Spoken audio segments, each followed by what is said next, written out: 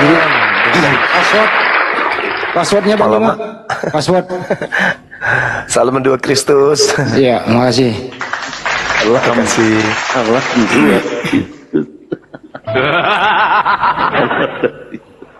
Ini belum seberapa ini Dinda. Tema setelah banyak orang paham tentang ini, saya akan berpindah kepada tema dengan judul apakah iblis menghambakan diri kepada Tuhan? Mantap. Itu tema saya nanti habis ini, mungkin beberapa pekan ke depan. Dasar pijakan saya mengatakan ini itu Galatia 5 nomor 1. Apakah iblis itu masih menghambakan diri atau tidak lagi menghambakan diri?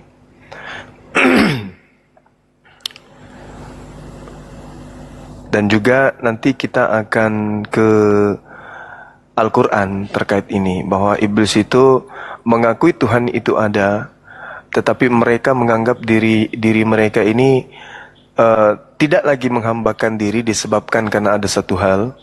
Di dalam kitab Galatia 5 nomor 1 dijelaskan, supaya kita sungguh-sungguh merdeka, Kristus telah memerdekakan kita, karena itu berdirilah teguh dan jangan mau lagi dikenakan kuk penghambaan. Jadi ada pengajaran dari pemimpin mereka untuk jangan lagi mau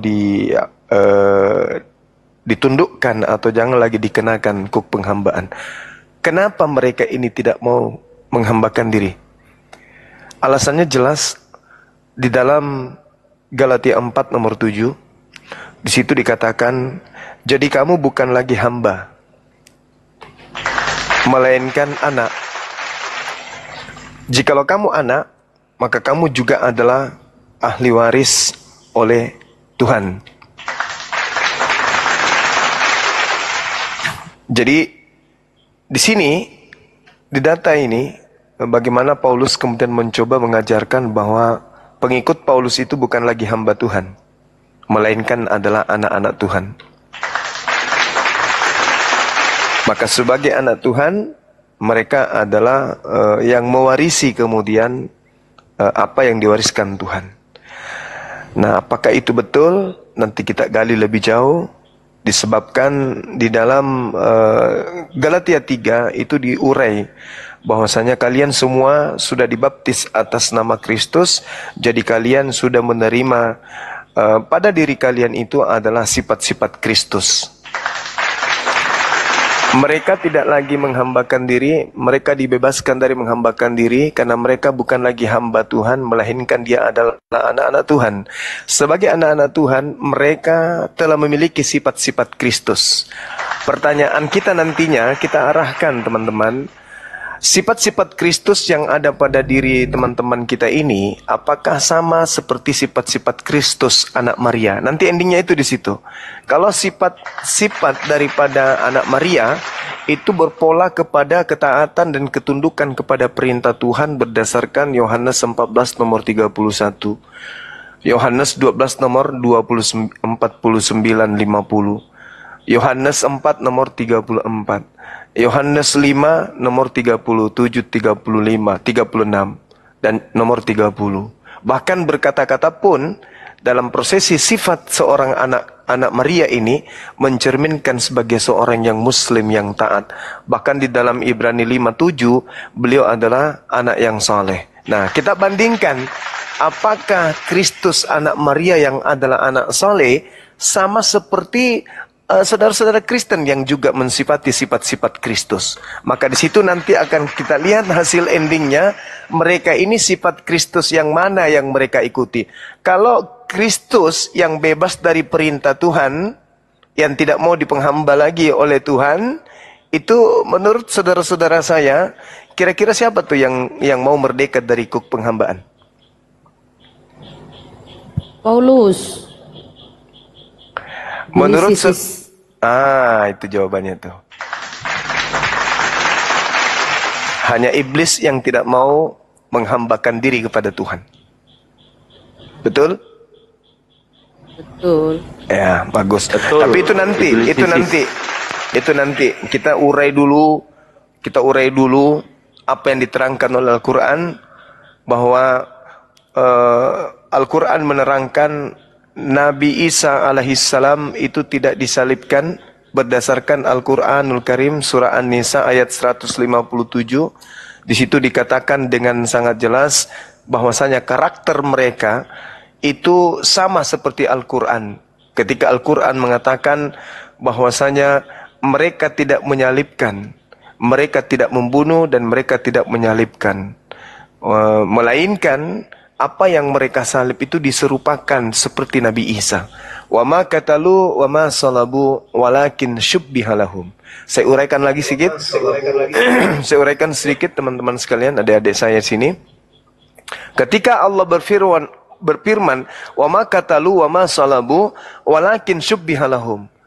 Allah menekankan bahwa mereka tidak membunuh, mereka tidak menyalibkan, melainkan yang mereka salibkan itu diserupakan sama seperti Al-Masih. Coba lihat di dalam Kisah Para Rasul 2 nomor 36, Yesus Kristus, Yesus yang kalian salibkan telah dijadikan serupa, yaitu menjadi Kurios dan juga menjadi Kristus. Nabi Isa itu Tuhan, Kurios. Yesus itu Kurios, Yesus itu juga adalah Kristus. Dua gelar ini itu diberikan kepada Yesus anak Maria, seibarat Nabi Muhammad disebut Sayyid. Sayyid, Tuan. Jadi Yesus Tuan, Yesus Kristus. Nanti ada oknum yang diserupakan dengan itu, yaitu yang disalib. Maka dikatakan oleh khutbah Petrus, Yesus yang kalian salibkan itu telah dijadikan menjadi Tuhan dan Kristus. Persis dengan yang di Al-Quran. Wa ma qatalu wa ma salabu walakin syubbiha lahum. Subhanallah. Ini semakin terang. Al-Quran mengatakan Nabi Isa alaihissalam diserupakan bagi mereka. Petrus juga dengan terang mengatakan bahwa yang dinubuatkan Nabi Daud itu tidak tinggal di kubur, tidak mengalami kematian, dan yang mengalami kematian itu diserupakan menjadi Tuhan dan Kristus. Subhanallah. Masya Allah. Nah, ini pendalaman materi yang sangat luar biasa, yang mudah-mudahan saudara-saudara Kristen mau mendengarkan khutbah Petrus di data nomor 40. Selamatkanlah diri kalian dari angkatan jahat ini. Jadi teman-teman Kristen yang masih ingin kemudian belajar lebih jauh, ya, supaya kembali ke Bible, back to Bible, pahami Bible itu dengan baik. Bang? Gimana dek? KIS 2 nomor berapa tadi? 40. KIS 2 itu mulai dari 29, 30, 31, 32 sampai nomor 40. Di situ nubuatan tentang Daud. Apakah saudara Kristen ini percaya nubuatan Daud itu akan terjadi? Kalau nubuatan Daud itu akan terjadi, mereka harus mengakui bahwa ada Kristus yang tidak mati, ada Kristus yang tidak ditinggal di kubur. Harus, wajib. Mereka juga harus mengakui bahwa ada Kristus yang diangkat oleh tangan kanan Allah ke langit tanpa melalui kematian. Mereka harus percaya itu. Kalau mereka percaya tentang anak Daud yang akan duduk di takhta Daud. Itu. Mereka harus percaya. Dan mereka juga harus percaya bahwa ada yang disalib. Nah, yang disalib inilah yang kemudian yang dijadikan oleh Elohim menjadi apa? Menjadi Tuhan dan Kristus. Itu yang diterangkan di dalam Al-Quran.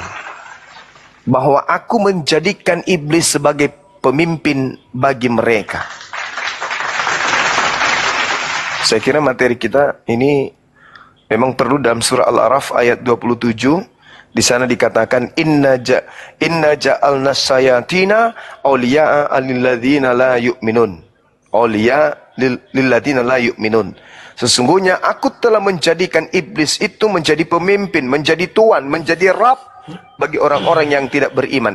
Innahu mutasyabbihatin awliya'a min dunillah. Mereka menjadikan iblis sebagai Tuhan pelindung selain daripada Allah. Terjawab, Al-Quran tidak keliru. Al-Quran benar-benar menyatakan hal yang sangat-sangat akurat. Al-Quran surah Al-A'raf ayat 27, Al-A'raf ayat 30. Bahkan dikatakan di dalam As-Sukruf ayat 36, barang siapa yang berpaling dari pengajaran Tuhan, maka iblis akan menjadi teman karibnya. Aku akan menyertaimu sampai selama-lamanya. Nah, itu dia. Sekarang saya serahkan kembali kepada sahabat-sahabat sekalian. Mohon maaf, saya hanya memberikan pengantar saja. Habis itu saya mau bikin kopi lagi. Silakan. Ya, izin, bentar. Jadi gini, Bang Juma. Tadi si Krisna ini diskusi sama Utinora. Nah, ini naik lagi Krisnanya. Gara-gara nonton debat Bang Juma dengan RK, dia bertanya kepada pendetanya, Pak Pendeta, kenapa Yesus Kristus itu ada dua? Jawaban Pak Pendeta sangat ini Gurunda, imani aja kata Pak Pendeta. Jadi Bang Krisna ini dalam langkah terguncang gara-gara menyaksikan debat Gurunda Juma dengan RK. Ini gara-gara si RK nih, parah ini. Alhamdulillah, Saudara Krisna, maafkan saya Bang. Saya menyampaikan isi Quran, karena itu adalah amanat sebagai seorang Muslim. Ud'u ila sabili rabbika bil hikmah. Serulah manusia kepada jalan Tuhanmu dengan hikmah, dengan cara baik. Wabil hasanah, dan juga dengan cara yang baik. Ini perintah dari Tuhan kami, Tuhan pencipta alam semesta. Kemudian kami diperintahkan untuk belajar, Iqra. Maka kami belajar dari buku-buku tentang tanaman kami pelajari, buku-buku tentang embrio kami pelajari, buku-buku tentang ekosistem kami pelajari, bahkan sampai ke buku-buku yang membahas tentang bumbu makanan pun kami pelajari.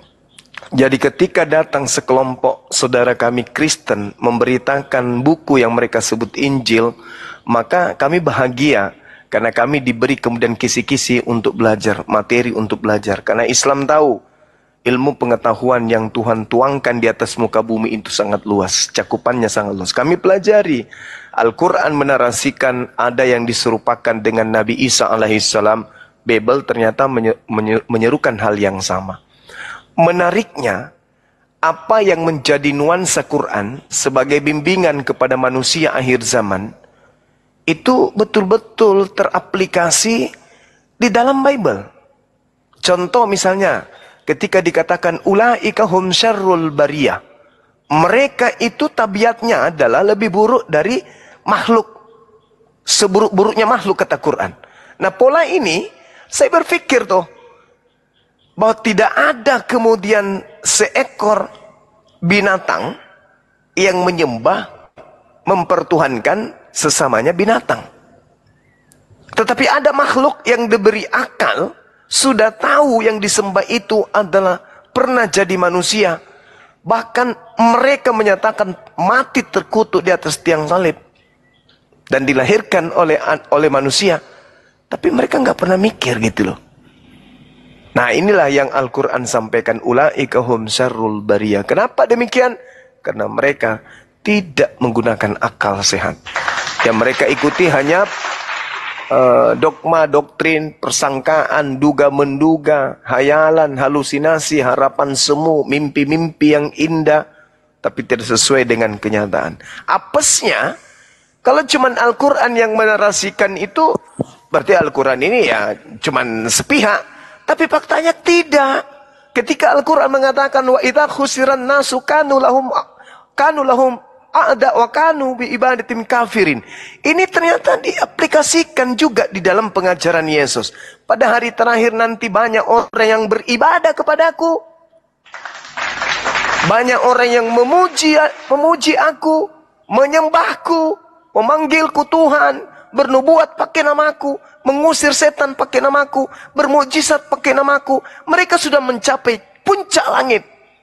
Bisa bermukjizat hanya dengan menyebut namaku. Tapi aku akan berterus terang kepada mereka. Aku tidak mengenal kalian. Kalian semua adalah pembuat kejahatan. Enyahlah daripadaku. Al-Quran saya mengatakan apa?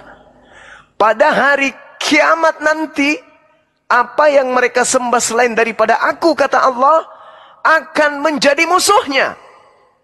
Dan pemujaan-pemujaan yang mereka lakukan kepada sembahan-sembahan mereka selain daripada aku akan diingkarinya. Subhanallah. Kalau Al-Quran kami ini sudah final, iman kami Al-Quran, terlepas daripada adanya Bible, enggak goyang iman kami. Kami akan percaya sampai mati, sampai titik darah penghabisan, sampai roh keluar dari jasad, kami akan percaya. La ilaha illallah Muhammad dan Rasulullah. Dengan pola karakteristik keimanan kami yang berdasarkan terhadap ilmu, logika dan wahyu. Nah, ternyata orang Kristen pasang badan minta untuk diuji keimanannya dengan dia mencoba untuk masuk ke ranah keislaman, mengajarkan kekristenan dengan menggunakan istilah Al-Quran, menyebarkan Kristen dengan pola-pola nyamar-nyamar jadi Islam, melancarkan aksi-aksi pemurtadan dengan segala macam bentuk cara. Itu sama halnya mereka minta untuk kami uji. Maka kami uji, kami pelajari, kami kaji, kami uraikan. Kami netralisirkan ajaran Bible itu dari dogma dan doktrin. Apa hasilnya? Ternyata Yesus benar menjadi musuh bagi orang-orang Kristen kelak. Ternyata Kristen betul mengingkari pemujaan-pemujaan yang Kristen lakukan. Mana dalilnya? Matius 7 nomor 22 sampai nomor 23. Siapa yang salah? Siapa yang keliru? Siapa yang akan kita persalahkan dan siapa yang akan kita anggap keliru? Saatnya orang Kristen menggunakan kepala masing-masing. Jangan pakai kepala daripada siapa? Daripada pendeta, daripada pastor. Kenapa Bang Suma? Tengok anak kecil umat Islam. Lihat mereka. Usia 2 tahun sejak mereka bisa berjalan, bisa berbicara, mereka dituntun oleh agamanya untuk belajar Iqra. Sampai mereka harus berbicara dengan terpatah-patah. A, ba, ta, tha, an, in, un, ban, bin, bun, tan, tin, tun. Alhamdulillahi Rabbil Alamin. Terkantuk-kantuk mereka. Salah mereka dicubit paha sama ibu ayahnya. Keliru mereka baca Quran, mereka ditepuk pundaknya sama ayahnya. Tengok standarisasi anak usia 3 tahun. Coba Anda uji dengan pendeta yang sudah bangkokan, yang sudah kaya raya, rumahnya sudah jadi gedung, kendaraan-kendaraan mewah yang dia punya. Suruh baca kitab Anda dalam bentuk original teks. Uji dengan anak TK Islam dengan membaca Al-Quran dalam original teks. Bandingkan, Anda akan menemukan seibarat manusia dengan kambing. Yang satu cuman bisa bunyi kambing, tapi manusia. Anak kecil, masih bayi, masih orok. Itu sudah diajarkan oleh orang tuanya untuk mendengarkan kalimat-kalimat Al-Quran dalam bentuk original teks. Anda kenal bom-bom?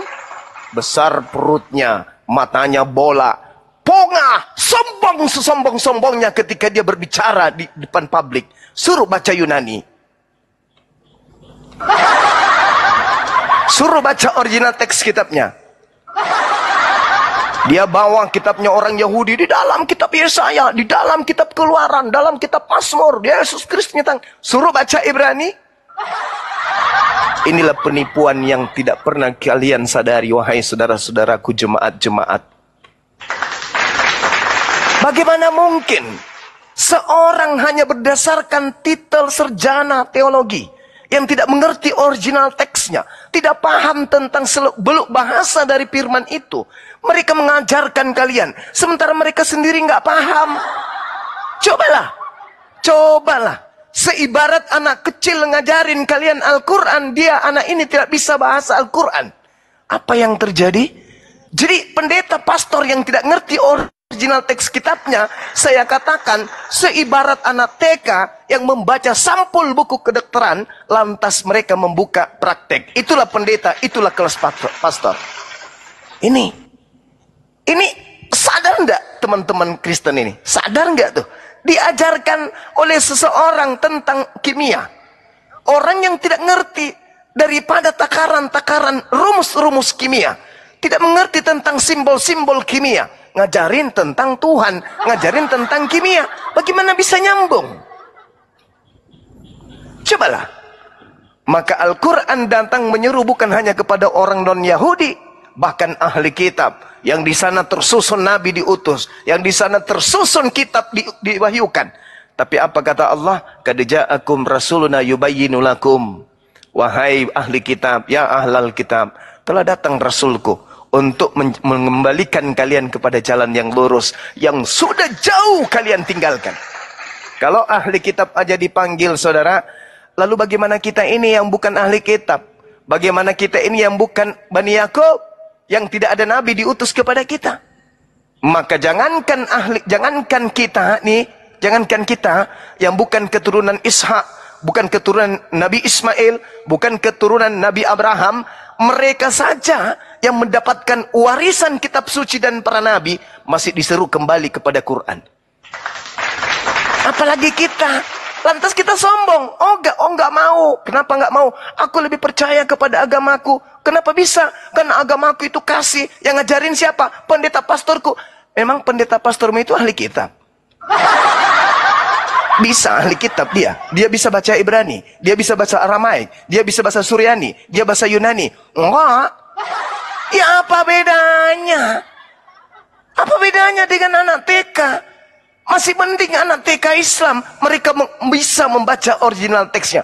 Artinya, ketika mereka membaca original teks, ada yang mencoba merubah terjemahannya, menyelewengkan kemudian terjemahannya, membawa terjemahannya itu sesuai dengan pesanan politik, ekonomi, dan seterusnya. Maka original teks itu akan teriak, itu salah Cak Ayu, itu keliru Cak Ayu, yang benar itu seperti ini. Tapi kalau yang sekarang, tiap tahun direvisi, dikoreksi, diperbaiki. Apanya ini? Sudah kayak begitu, saling menyalahkan. Saya atas nama ini mengakui bahwa memang lembaga Bible Indonesia mengalami kesalahan-kesalahan. Lalu, sebuah agama yang sudah memiliki kitab yang dianggap suci bermasalah, sudah pasti agama itu adalah agama yang punya masalah. Sebuah agama yang punya masalah tidak bisa dijadikan sebagai sandaran sirat jembatan untuk menuju kepada ridha-Nya pencipta langit dan bumi. Apa kata RK ketika saya berdebat? Saya memang mengakui bahwa di dalam lembaga terbitan lembaga Indonesia itu ada kesalahan. Oke. Lu pikir itu masalah biasa? Kesalahan seperti itu lu pikir itu sepele? Masalah seperti itu dianggapnya sesuatu yang tidak ada artinya. No, bagi orang yang berakal, ketika sebuah lembaga agama resmi melakukan satu kesalahan fatal, tetapi tidak dirubah dan tidak disadari, maka percaya sama saya, demi kebenaran agama itu bermasalah. Karena yang disebut kalam ilahi, yang disebut firman Tuhan, mustahile bisa dikoreksi oleh manusia, mustahile bisa diperbaiki oleh manusia, mustahile bisa direvisi oleh manusia. Kalau direvisi, kalau dikoreksi, kalau diperbaiki, berarti lebih pantas yang mengoreksi menjadi Tuhan daripada yang berfirman tersebut. Lebih pintar yang mengoreksi daripada yang berfirman. Lebih hebat yang mengoreksi, yang merevisi daripada yang berfirman. Dengan demikian, harusnya yang kalian sembah adalah yang mengoreksi, jangan yang berfirman. Nah inilah hal yang perlu kemudian Islam itu datang. Inilah hal kenapa Nabi Muhammad itu diutus. Apa kata Yesus dalam kitab kalian? Dia akan datang mengajarkan segala kebenaran, keadilan, dan penginsapan dunia akan dosa. Kenapa dunia itu harus diinsapkan? Karena pengajaran Kristus, penyembah Kristus palsu sudah menyebar ke seluruh penjuru dunia. Maka harus ada yang diutus untuk membersihkan dunia ini dari dosa. Siapa itu? Dinul Islam. Sekira begitu sebagai penutup pada malam hari ini. Silakan teman-teman yang mau mengambil alih. Waktu dan tempat saya persilakan. Terima kasih. Masya Allah, luar biasa.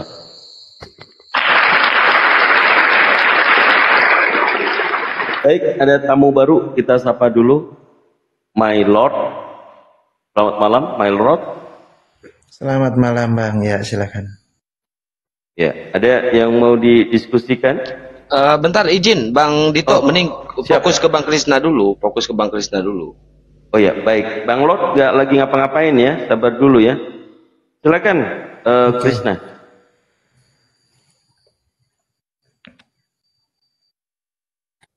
Krisna, monitor Bang, Krisna. Bang Krisna ini sebenarnya jaringannya satu nggak bagus. Dia sering mental-mental. Iya, Bang. Gimana Bang Krisna? Monitor? Iya, iya, Bun. Masuk suaranya, Bun. Masuk Bang, kurang keras sedikit. Iya, iya, iya. Ya, silakan Bang. Bagaimana menurut Abang Ini yang saya dipaparkan oleh Bang saya Zuma? kan mau bertanya ini. Kalau Hmm, di dunia itu kan banyak agama, kenapa harus Islam? Ya, Silakan Bang Zuma. itu aja, Bunda. Hmm. Baik. Di dunia ini ada banyak agama, kenapa harus Islam? Bang Zuma? Iya, Dekat. mohon izin. Kenapa harus Islam? Islam itu apa? Kok harus Islam sih? Islam itu berasal dari akar kata salam. Salam artinya selamat, damai sejahtera. Bagaimana manusia itu kemudian dikatakan bisa selamat? Ya harus damai sejahtera. Bagaimana manusia itu harus damai sejahtera? Ya harus selamat. Berarti solusinya kemana? Ya ke Islam. Itu yang pertama. Yang kedua, agama samawi itu ada 3. Yang pertama Yahudi, yang kedua Nasrani, yang ketiga adalah Islam. Yahudi adalah sebuah pengajaran yang diajarkan kemudian oleh pencipta langit dan bumi kepada Bani Yakub dari keturunan Yehuda. Maka kelompok ini memiliki sebuah ajaran yang mana ajaran itu ya hanya untuk orang-orang Yahudi saja. Kita bukan orang Yahudi. Kita tak ada di sana berarti. Apakah pertanyaannya, apakah cuman orang Yahudi yang mau selamat? Yang ingin damai sejahtera? Tentu tidak, bukan? Kemudian, agama langit yang kedua adalah Nasrani. Nasrani, Nasaret. Tempat lahirnya Nabi Isa alaihissalam. Mereka kemudian disebut Nasrani karena ajaran itu hanya untuk orang-orang yang ada di Nasaret. Hanya berbicara mengenai kelompok. Kelompok Yehuda, kelompok Nasrani, kelompok Nasaret. Hanya orang-orang kelompok. Apakah cuman orang Yahudi, orang Nasrani yang pingin selamat, yang pingin damai sejahtera? Oh, enggak mungkin. Yang lain juga pingin. Maka apakah akan diutus lagi untuk satu kelompok saja? Enggak. Kenapa? Karena usia dunia ini enggak panjang. Kalau begitu, harus ada ajaran yang sifatnya global. Maka disebutlah Islam. Kenapa disebut Islam? Tidak berpihak kepada Arab, tidak berpihak kepada Asia, tidak berpihak kepada bule, tidak berpihak kepada orang Bugis, Makassar dan seterusnya. Kenapa harus Islam? Karena sifatnya adalah mayoritas. Dia adalah global. Seluruh manusia. Makanya Nabi Muhammad diutus untuk apa? Bil bayyinati waz zubur wa anzalna ilaika dzikr litubayyina linnasi ma nuzzila ilaihim wa la'allahum yatafakkarun. Litubayyina linnas. Untuk seluruh umat manusia. Makanya seruannya, ya Bani Adam, ya ayuhan nas, wahai seluruh manusia. Kalau kemudian ajaran Yahudi, Shema Israel, Israel, Israel, Israel. Yesus gimana? Aku diutus hanya kepada domba yang sesat dari Israel, Israel, Israel. Lalu kita yang bukan Israel kemana? Litubayyina linnas. Kepada seluruh umat manusia aku utus engkau membawa risalah Al-Quran. Siapa dia? Baginda Rasulullah Muhammad sallallahu alaihi wasallam. Makanya di dalam Al-Quran itu seruannya apa? Ya ayyuhalladzina amanu. Wahai orang-orang yang beriman. Siapa saja yang beriman. Mau suku apapun dia. Dari bangsa apapun dia. Tinggal di pulau manapun dia. Bahasa sehari-hari apapun yang mereka gunakan. Mereka semua dipanggil selama mereka beriman. Begitu juga ketika dikatakan ya ayyuhal kafirun. Siapa yang kafir ini? Tidak terlepas orang Arab kah dia? Orang Bugis kah dia? Seluruhnya. Tapi kalau ajaran para nabi terdahulu sebelum Nabi Muhammad, itu hanya bersifat global, temporer. Ajarannya hanya kesukuan, kelompok tertentu. Berbeda dengan Islam. Makanya agama langit yang terakhir disebut Islam. Karena tidak berpihak kepada satu kelompok. Semuanya. Semua manusia tentu ingin selamat. Tentu semua manusia ingin damai sejahtera. Sekarang saya ingin menjadi orang Yahudi. Bisakah? Nggak bisa. Saya ingin menjadi orang Nasrani. Bisakah? Nggak bisa. Kecuali yang mau, rela, ikhlas. Dungu, pingin menjadi serigala, nyamar-nyamar menjadi Yahudi. Nyamar-nyamar menjadi keturunan Israel. Nyamar-nyamar jadi pengikut Yesus. Tapi bukan Bani Israel. Itulah serigala yang bergigi ompong. Artinya bahwa ketika ditanya kenapa harus Islam, ya karena Islam itu adalah agama yang diwahyukan dari langit untuk seluruh umat manusia. Agama yang rasional. Agama yang tidak kesukuan. Agama yang tidak hanya berfokus pada satu ajaran untuk sekelompok orang. Tapi seluruh rahmatan lil alamin. Litubayyina linnas. Seluruhnya. Nah itu. Jadi kenapa harus Islam? Karena nabi-nabi yang lain mengejar untuk dirinya agar damai sejahtera, mengejar dirinya agar kemudian selamat. Begitu juga utusan-utusan yang datang sebelum Nabi Muhammad, dia juga mengajarkan umatnya, kaumnya untuk damai sejahtera. Kenapa Yesus mengajarkan A?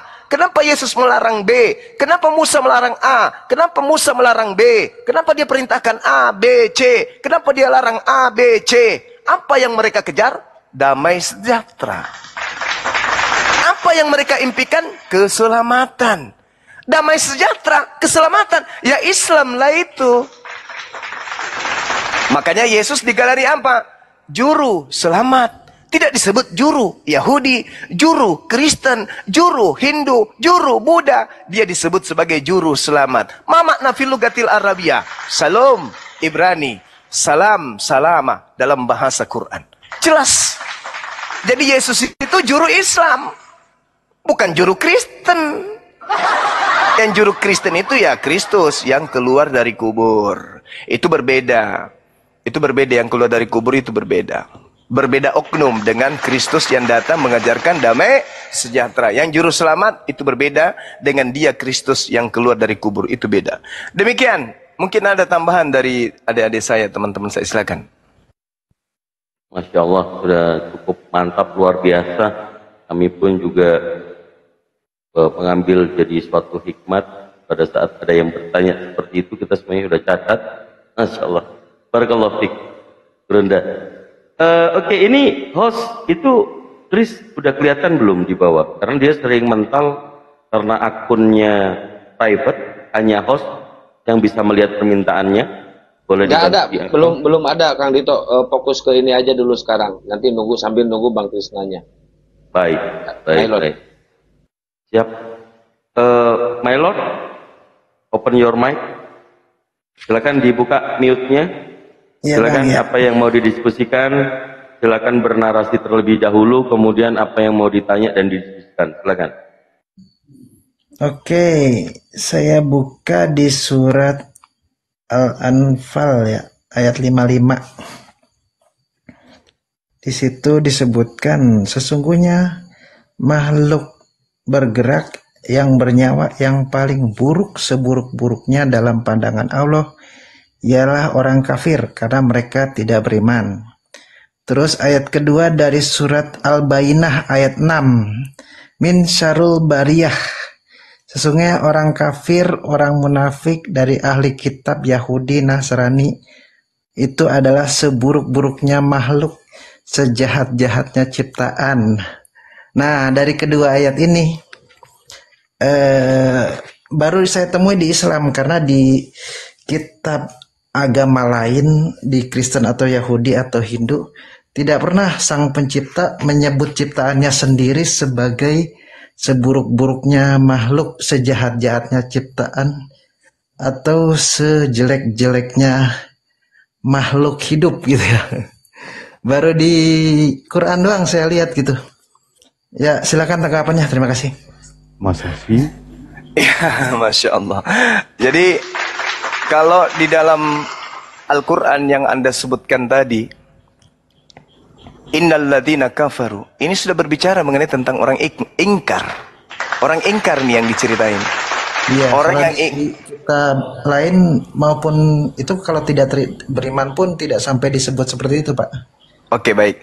Sekarang saya ingin tahu, makhluk yang paling buruk menurut pandangan saudara sebagai seorang Kristen di hadapan Tuhan itu apa? Yang paling buruk, Iya. ya iblis. Iblis.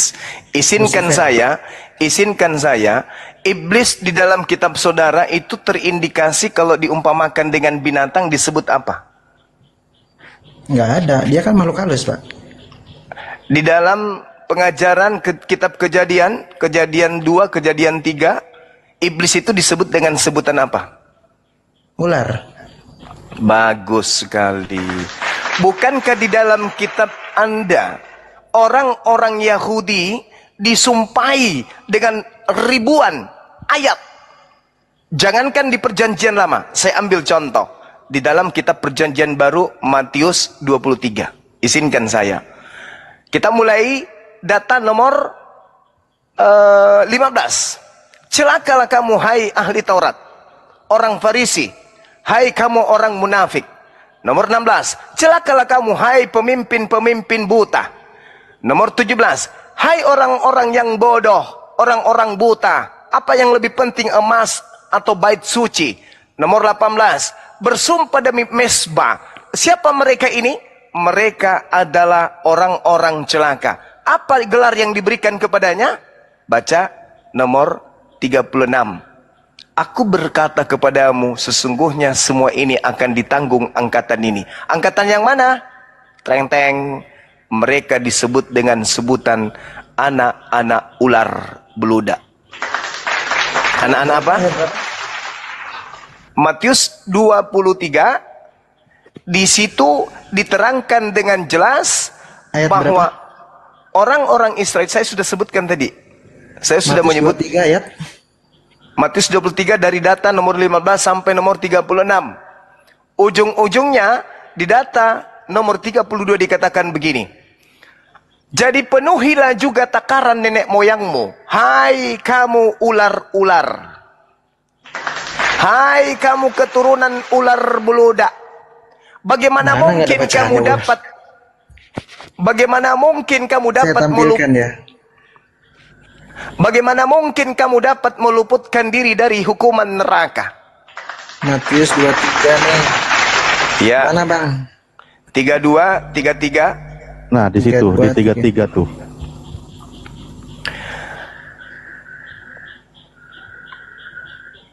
Hai kamu ular, kamu keturunan ular. Bahkan mungkin Oke, meluputi sudah hukum valid, neraka. silakan. Oke. Ya, tadi cuma diinstruksi Apakah begitu. ular-ular ini artinya seburuk-buruk Sudah, kita? jangan dibelurkan dulu, Bang Melo. Ya. Silakan dilanjutkan, Gurunda. Iya. Tadi saya bertanya kepada saudara, makhluk yang paling buruk di hadapan Tuhan itu apa? Anda jawab ular. Iblis. Iblis diidentikan dengan Iblis waktu itu merasuk ke tubuh ular. ya, dia identik dengan Enggak, hanya dirasuki saja waktu itu. inilah cara iblis ketika ngeles. Bukan, waktu itu dia dirasuki. Bukan ularnya yang itu. Lalu yang berperang di neraka di surga itu siapa? Ular atau kuda? Melawan Mikael. Di ayat berapa? Alamak. Naga Ya, ya, naga itu naga. Ya, ular atau buaya itu? Naga, Pak. Ular atau bukan? Naga itu makhluk apa ya? Sejenis ular tapi Cacing kali cacing. tapi makhluk mitologi ya. Oke, saya tidak sedang ingin mengalahkan saudara. Saya hanya ingin menerangkan begini, kawan. Ya. Ketika Al-Quran menarasikan kemudian, innal ladina kafaru min ahlil kitabi wal musyrikina fi nari jahannam khalidina fiha ulaika hum syarrul bariyah. Sungguh orang kafir dari golongan ahli kitab, siapa mereka? Pembunuh para nabi. Yang dimaksud di sini, pembunuh para nabi. Orang-orang musyrik. Siapa orang musyrik ini? Mereka yang menyembah Tuhannya Yahudi dan juga menyembah patung-patung, menyembah hantu-hantu, menyembah dewa-dewa. Mereka ini pantas tidak masuk neraka? Pantas. Pantas. Pantas tidak mereka disebut orang kafir? Pantas. Pantas gak mereka disebut sebagai seburuk-buruknya makhluk? Pantas. Kenapa pantas, Bang Suma? Belum ada nabi diutus kepada monyet. Belum ada kitab yang diwahyukan kepada kera. Wajar kalau mereka salah. Wajar kalau mereka menjadi makhluk yang tidak taat. Mereka, Bung, nabi diutus, nabi diutus, rasul diutus, kitab diutus, wahyu diutus. Bahkan kakek mereka adalah bapak para nabi. Ya. Apa Nabi kelakuan yang mereka? dibunuh orang Israel siapa aja, Bang? Ya, termasuk yang kau katakan Yesus. Yesus yang bunuh orang Romawi, Bang. Yang Atas bunuh tentara perintah? Romawi. Atas perintah siapa? Rabi siapa tuh namanya, orang Farisi ya? Sekarang begini, kawan. Kalau Anda baca Matius 23 yang tadi, kenapa mereka dikecam sama Yesus? Celakalah, celakalah, celakalah, celakalah. Coba Anda baca 31-nya. Tetapi dengan demikian kamu bersaksi terhadap diri kamu sendiri bahwa kamu adalah keturunan pembunuh nabi-nabi itu. Tanya Yesus nabi mana aja yang mereka bunuh.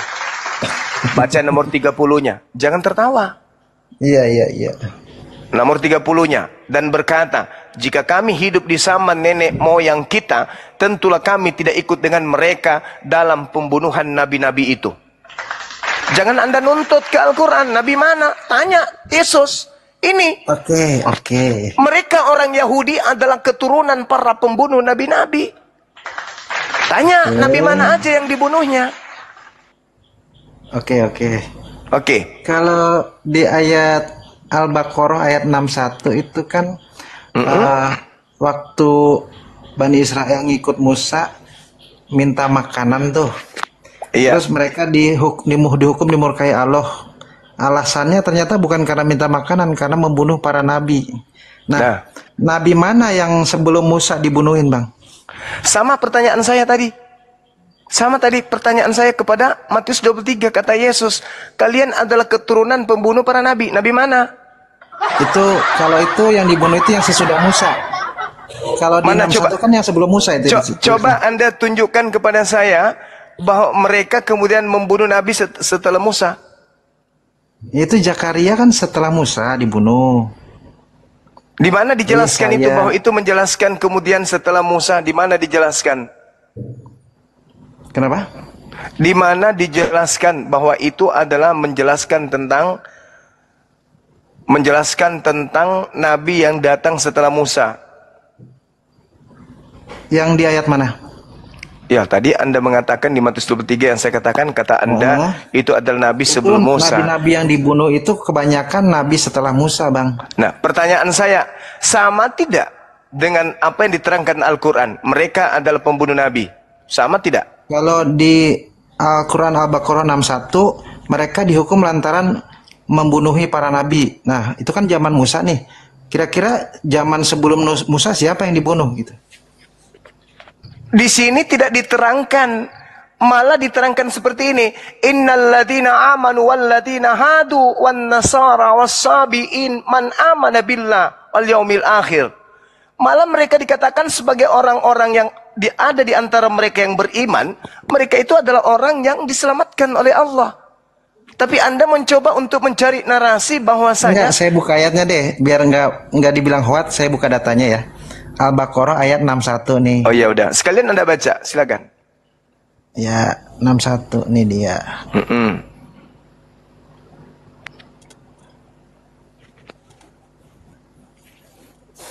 Dari atas ya. Iya. Dan ingatlah ketika kamu berkata, wahai Musa, kami tidak tahan hanya makan dengan satu macam makanan saja. Maka mohonkanlah kepada Tuhanmu untuk memberi kami, agar dia memberi kami apa yang ditumbuhkan bumi seperti sayur mayur, mentimun, bawang putih, kacang adas, bawang merah.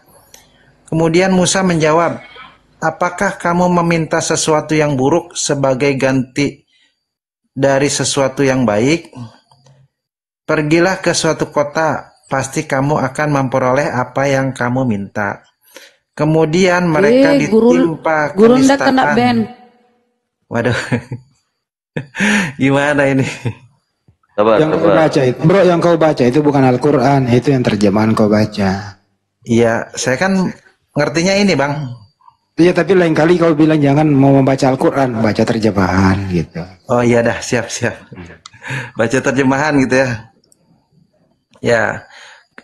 Kemudian mereka ditimpa kenistaan dan kemiskinan dan mereka mendapat murka dari Allah.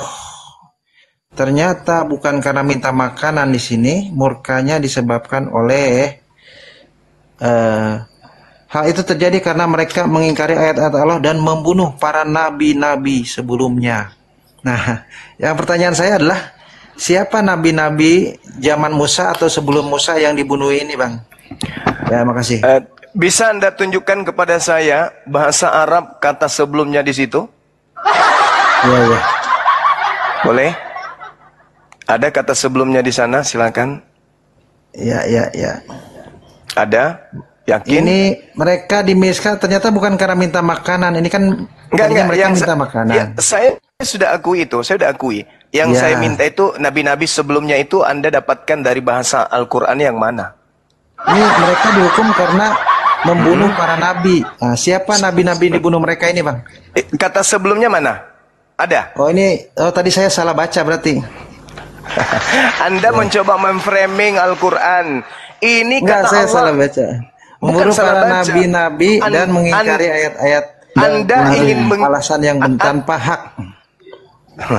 Anda ingin menggiring kami umat Islam yang paham original teks dengan pemahaman kekristenan Anda sebagai pengikut Paulus.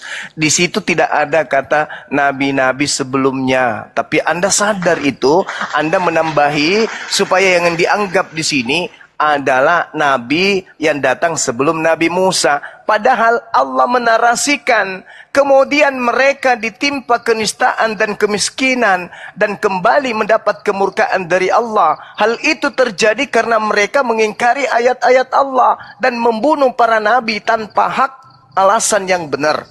Anda bertanya, nabi yang mana sebelum Musa mereka bunuh? Mana ada dalilnya kayak begitu? Anda harus tahu, setelah mereka dikeluarkan dari tekanan Fir'aun, pertanyaan saya, apakah kelakuan bangsa Yahudi, bangsa Israel itu lurus? Di sini bukan karena itu, Bang, tapi karena membunuh para nabi dihukumnya. Iya, memang. Lah, memang nabi betul. siapa yang dibunuh oleh orang-orang ini, Bang? Nah, sekarang saya mau tanya sama saudara, dari antara mereka keluar dari Fir'aun, tekanan Fir'aun, sampai kepada turunnya Nabi Muhammad membawa wahyu, adakah Nabi yang dibunuh oleh Musa, mereka? Bang. Itu tidak berbicara Nabi Musa. Ini bukan berbicara mengenai Nabi Musa. Ini keterangan yang datang kepada Nabi Muhammad, koplak. Ini keterangan ini kan zaman yang datang. Musa nih, ini zaman Nabi Musa. Ini Nabi Musa diceritakan. Tetapi apa kata Allah kepada Nabi Muhammad? Apa kata kata Allah kepada Nabi Muhammad setelahnya? Boleh saya bilang, Bang? Iya, silakan. Maylor ini Kristen nggak, Bang? Kristen dia, sama murid Paulus. Suka silat lidah. Iman saya dia itu. Iya, makanya. Begini, saya kasih nasihat buat si Maylor. Pelajari dulu simpang siur itu. Baru kamu belajar Al-Quran. Belajar tanpa guru itu sama aja sama orang bodoh. Kan nanya doang, Bang. Nanya boleh kan? Gratis kan? Dia tidak belajar Quran. Dia mencoba untuk mengobati luka sebagai Kristen. Ingin mencari supaya kami juga umat Islam luka. Padahal Al-Quran ini perintah kepada Nabi Muhammad. Wa iskultum, dan ingatlah. Siapa yang disuruh mengingat di situ? Nabi Muhammad. Jadi ini keterangan Nabi Muhammad, keterangan Allah kepada Nabi Muhammad. Bukan Tuhan sedang menceritakan tentang keadaan pada masa itu. Tetapi ini keterangan Allah kepada Nabi Muhammad. Kemudian mereka ditimpa kenistaan dan kemiskinan. Kapan itu? Ada nggak sejarahnya mereka terombang-ambing kemudian di Babilonia? Ada nggak? Di pembuangan. Ada nggak? Ada yang ngerti nggak itu? Iya, di situ dia dimurkai bukan karena minta makanan ternyata kan? Memang nggak ada Iya, di situ diceritakan dimurkai Tapi karena membunuh para nabi. Padahal Ada mereka yang awalnya bertanya. cuma minta makanan kan. Bro, izin dulu ya. Ini kan Anda yang bertanya, kenapa Anda yang nerangin? Atau dibalik Bang Juma nanya Al-Quran ke Anda yang nerangin mau? Sudah Dia membingungkan. Iya memang, karena kamu Kristen, kamu pasti bingung. Kamu pasti bingung, namanya Kristen. Kristen itu, dengarkan ini, seluruh Indonesia harus dengar ini. Orang Kristen itu kebanyakan kalau bertanya tentang Al-Quran paling kritis. Wah, paling hebat. Kalau tanya tentang terjemahan Al-Quran, wah, orang yang paling kritis pokoknya. Pokoknya tidak boleh ada daun kering yang berjatuh tanpa kita kasih alasan. Kenapa daun itu berjatuh? Ketika dia jatuh ke tanah, kenapa arahnya tidak mengarah ke selatan? Terus kenapa harus tangkainya dulu? Kenapa bukan daunnya dulu? Terus kenapa ketika dia jatuh ke bawah, bunyinya tidak seperti daun kering? Kenapa daunnya kayak piring? Nggak boleh kayak begitu. Harusnya kalau dipandang dari kiri, dia harus nampak seperti daun kelapa. Tapi faktanya, saya lihat dari kanan, dia nampak seperti daun serai. Nggak bisa, nggak boleh. Harus kayak gini, harus kayak gitu. Itulah Kristen. Itulah Kristen. Tapi coba tanya dia tentang Bible, lumpuh. Kalau bisa dia jadi kecoa aja, penting jangan kau tanya tentang Bible-nya. Jangan kau tanya tentang Bible Kristen itu, jangan. Mereka akan seperti batu nisan kuburan Cina kalau kau tanya tentang Bible. Wah, paling tidak pernah menggunakan akal. Kenapa Tuhanmu jadi manusia? Karena dia maha kuasa. Kenapa Tuhanmu dilahirkan manusia? Karena dia maha kuasa. Kenapa Tuhanmu dibunuh manusia? Karena dia maha kuasa. Kenapa Tuhanmu mati? Karena dia maha kuasa. Itulah dia. Terlontar ungkapan-ungkapan yang tidak rasional alias irasional. Tapi kalau bertanya tentang terjemahan Al-Quran, wah kayak gitu tadi. Kayak gitu. Kenapa begini? Kenapa begitu? Itunya kenapa? Kenapa itunya? Kenapa bagaimana? Di mana dan kemana? Untuk siapa dan kapan? Ah, itulah Kristen. Itulah Kristen. Itu tipikal itu. Itu sudah dibawa dari rahim ibunya tuh. Tapi kalau ada orang bertanya tujuannya untuk pintar, nah itu baru orang yang akan mendapatkan secercah sinar ilahi untuk mendapatkan hidayah. Tapi kalau yang kayak itu tadi, wow, itu namanya orang bodoh yang sombong. Iblis dong. Sudah. Ya, silakan Bang Andi. Dong Bang Juma kalau orang bodoh yang sombong. Iblis dong. Kan mereka bukan lagi hamba Tuhan. Mereka bukan hamba Tuhan lagi. Galatia 5 nomor 1. Kita sudah dimerdekakan dari Kristus. Jangan lagi kamu mau dikenakan kuk penghambaan. Sekarang ini kita ini bukan hamba lagi. Sekarang ini kita adalah anak-anak Tuhan. Kita adalah pewaris Tuhan. Maka selayaknya Tuhan tidak ada yang perintah. Begitu juga kita nggak boleh diperintah. Kita harus merdeka, bebas, mau apa saja. Karena kita ini sudah mensifati sifat-sifat Kristus. Sifat-sifat Kristus, apakah Kristus anak Maria bebas dari perintah? Tidak taat kepada perintah? Tidak tunduk kepada perintah Kristus anak Maria? Tunduk atau tidak? Enggak, tunduk.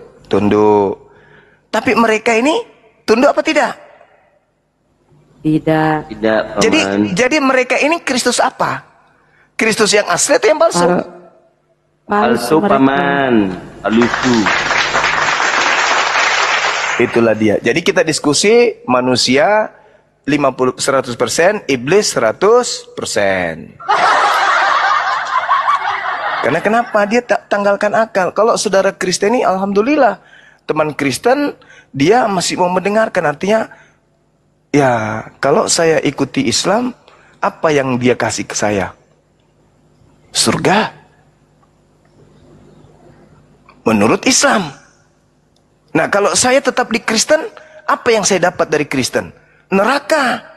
Menurut siapa? Menurut Bible. Mana dalilnya? Matius 7 nomor 22-23. Ya toh? Seperti itulah adanya. Silakan teman-teman. Izin Guru Nda, dibuka WA-nya itu ada yang pesan perumahan barusan nelpon ke saya. Nomornya udah saya kirim ke Guru Nda. Lanjut Bang Andi. Ya. Yang paling parah tadi itu Bang Juma jeli banget loh. Sampai bisa di original teksnya kan di Al-Quran tadi itu nggak ada loh itu kata sebelum. Bang Juma jeli banget loh. Saya juga nggak nyampe ke situ loh kan itu. Ustaz Alif ya. Alhamdulillah itu loh. Jadi Kristen ini suka ngedit, nambahin. Kalau nggak nambahin, ngurangin. Jadi kalau nggak jeli, lu pasti menjawab. Nabi siapa sebelum Musa di sana, maksudnya yang dibunuh kan gitu. Kalau nggak ada kata sebelumnya, Bang Juma. Jeli banget sampean, Masya Allah. Muridnya Bang Handi. Siapa dulu Bang Handi? Masya Allah. Lanjut. Itulah saya maksud teman-teman. Kalau nggak ngerti Al-Quran ya, jangan coba-coba dah. Kamu akan tergiring loh. Kalau nggak jeli kayak Bang Juma, yakin, bener, yakin kamu akan tergiring. Pasti kamu berusaha menjawab sebelum Nabi Musa siapa yang dimaksud. Kalau tidak ada kata sebelum, Nabi Musa itu lanjut ke bawah. Diberitakan kepada Nabi Muhammad SAW bahwa ada Nabi yang dibunuh, bukan sebelumnya. Nah ini kalau kau terpana, terpaku di sana, nauzubillah min dzalik, selesai kau menjadi seorang Muslim. Begitu kira-kira. Lanjut. Iya. Makanya dikatakan Al-Quran, Dinda, wa ikhwanuhum yamuddunahum fil ghayyi tsumma la yuksirun. Saudara-saudara iblis itu akan membantu iblis di dalam mendurhakai Tuhan.